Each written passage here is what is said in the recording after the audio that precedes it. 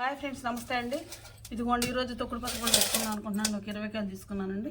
చక్కగా ఇట్లా నాట్లుగా పెట్టేసి చక్కగా కత్తి పెడితే ఈ విధంగా కోసుకోవాలండి. ఇట్లా చిన్న చిన్న ముక్కలు తరిగేసుకున్న తర్వాత అండి వీటిని ఎండలో పెట్టుకొని చక్కగా ఊరగాయతో పాటు ఊరగాయ కారంలాగా కలుపుకోవాలండి. దీన్ని కూడా దీనికి లెక్క ఉంటుందండి. 20 కాయలు 10 కాయలు అట్లా మాండి ముక్కలకి సూర్యుడు కారం అరసోడు పండి కొంచెం మెంతిపిండి కొంచెం పసుపేసి కలుపుకుంటే బాగుంటుంది చట్నీ. ఇది కూడా సంవత్సరం పాటు ఆగుద్దండి. ఒక 20 కాయలు ఇవి ఒక 50 కాయలు అవి పెట్టుకుంటున్నామండి. కారం తొక్కుడు పచ్చడి కోసం చెక్కులుగా కోసుకుంటున్నానండి. చక్కగా 6 ఎల్లిపాయలు తీసుకున్నానండి. కొంచెం మెంతిపిండి కొంచెం పసుపు తగ్గంత కారం. ఇదిగోండి ముక్కలకి ఆయిల్ పట్టి చేసుకున్నామండి. చూసారా తొక్కుడు పచ్చడికి ఇది మొత్తం మిశ్రమంగా కలిపేసుకున్న తర్వాత దీంట్లో కలిపేసి తక్కువ బాండీలు పెట్టేసుకున్నాం అనుకోండి. మళ్ళీ 3వ రోజు నూనె పోసి కలుపుకోవాలండి. ఇది తొక్కుడు పచ్చడి అండి.